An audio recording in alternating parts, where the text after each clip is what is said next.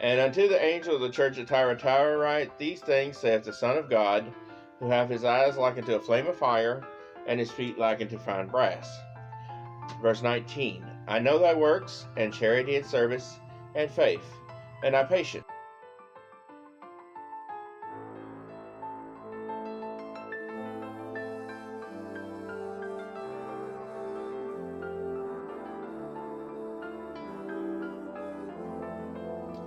Good afternoon, Ryland Television. This is John Hampton coming to you today from our work. It's a Sunday afternoon, and so I'm doing my continuation of our Bible study in the book of Revelation.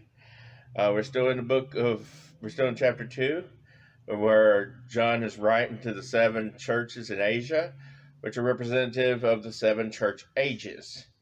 So, right now, we have studied the church in Ephesus, which was the apostolic church that was ministered to by the actual apostles while they were alive. We covered the church at Smyrna, which was the era of persecution under Roman influence. And then we chose to cover last week the church at Pergamum, which was the era of church-state union or church-state unity. Today, we're going to talk about the church at Thyatira. This church is representative of the Middle Ages and the church during that time frame. We're talking about approximately AD 590 to approximately AD 1517, which is right at the beginning of the Reformation, the end of the Age of Enlightenment, the Age of Great Revival's beginning. This is the era right before Martin Luther's putting his 95 Theses to the door of the church in Germany. This is right before you start hearing of the Charles and the Wesleys, Charles Wesley and his brother. That comes in the Protestant Reformation, which is what we'll be studying next week with the church at Sardis, which begins our study of chapter 3. So, just to let you know a little bit of where we are on our timeline right now. And so today we're doing Revelation chapter 2, verses 18 through 29, if you want to follow along with me in the Bible. And I'm using the King James Version, by the way, just because it's the most widely accepted version and one that most people are familiar with. You're welcome to use whatever version you wish to use while you're following along with me. It may not read exactly like what I'm reading, though, if you're using a different version. So just letting you know that. So, here we go. Revelation 2, verse 18. And unto the angel of the church at Thyatira write, These things saith the Son of God, who hath his eyes like unto a flame of fire, and his feet like unto fine brass. Verse 19. I know thy works, and charity and service, and faith, and thy patience, and thy works, and the last to be more than the first. Verse 20. Notwithstanding I have a few things against thee, because thou sufferest that woman Jezebel, who calleth herself a prophetess, to teach and to seduce my servants to commit fornication, and to eat things sacrificed unto idols. Verse 21. And I gave her space to repent of her fornication, and she repented not. Verse 22. Behold, I will cast her into a bed, and them that commit adultery with her into great tribulation, except they repent of their deeds. Verse 23. And I will kill her children with death, and all the churches shall know that I am he that searcheth the reins and hearts, and I will give unto every one of you according to your works. Verse 24. But unto you I say, and the rest of Thyatira, as many as have not this doctrine, and which have not known the depths of Satan as they speak, I will put upon you none other burden. Verse 25. But that which ye already hold fast until I come. Verse 26. And he that overcometh, and keepeth my works unto the end, to him will I give power over the nations. Verse 27. And he shall rule them with a rod of iron, as the vessels of potters they shall be broken to shivers, even as I received of my Father. Verse 28. And I will give him the morning star. Verse 29. He that hath an ear, let him hear what the Spirit says unto the churches.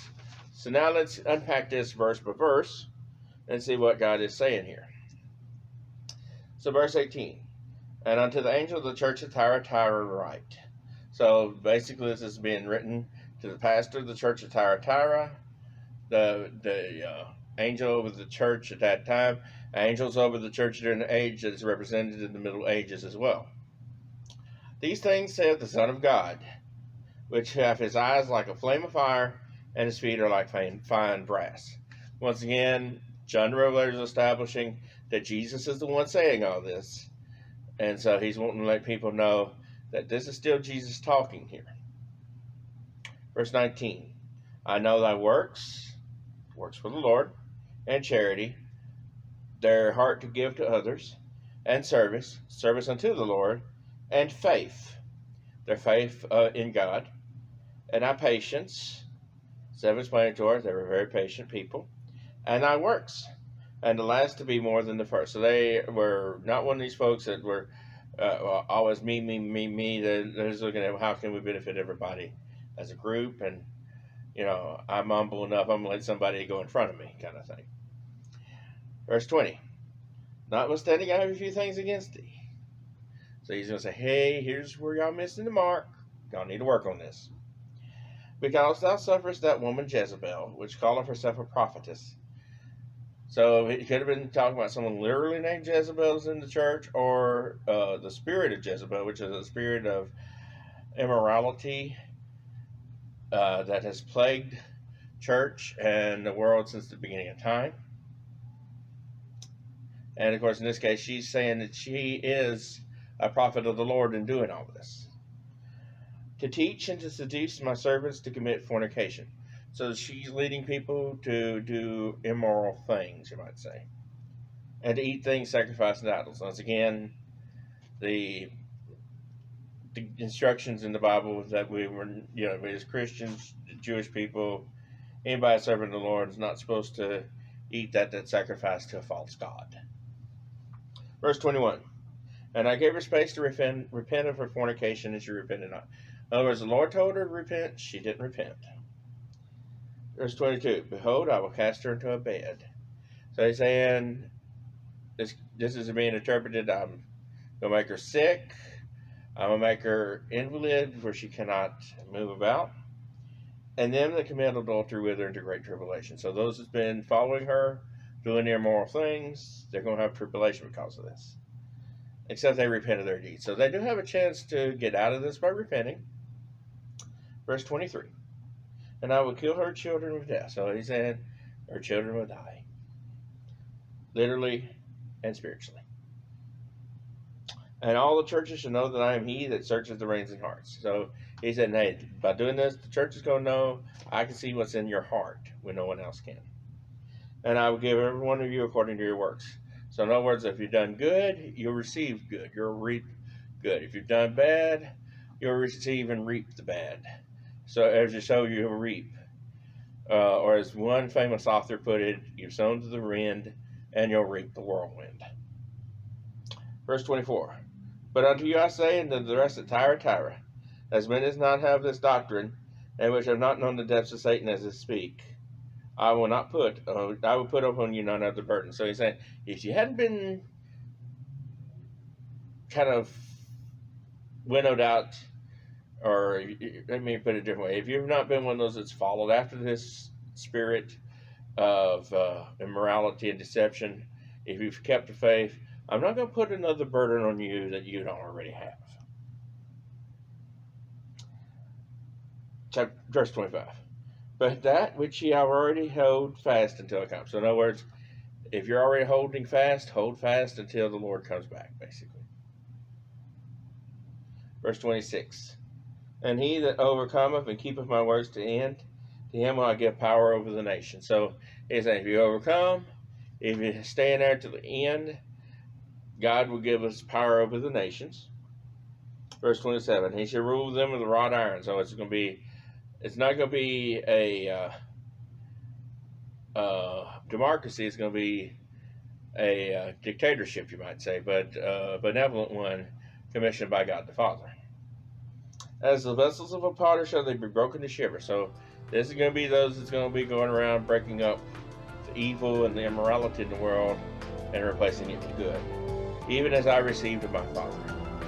Verse 28, and I will give him the morning star. So he's saying, you will be given a star of glory, a star of might.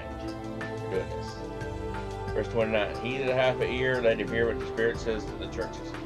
You'll hear this repeated again and again. This is basically saying, listen to what I'm saying, I know what I'm talking about. So that's all until next week when we talk about the church in Sardis, the church during the Protestant Reformation.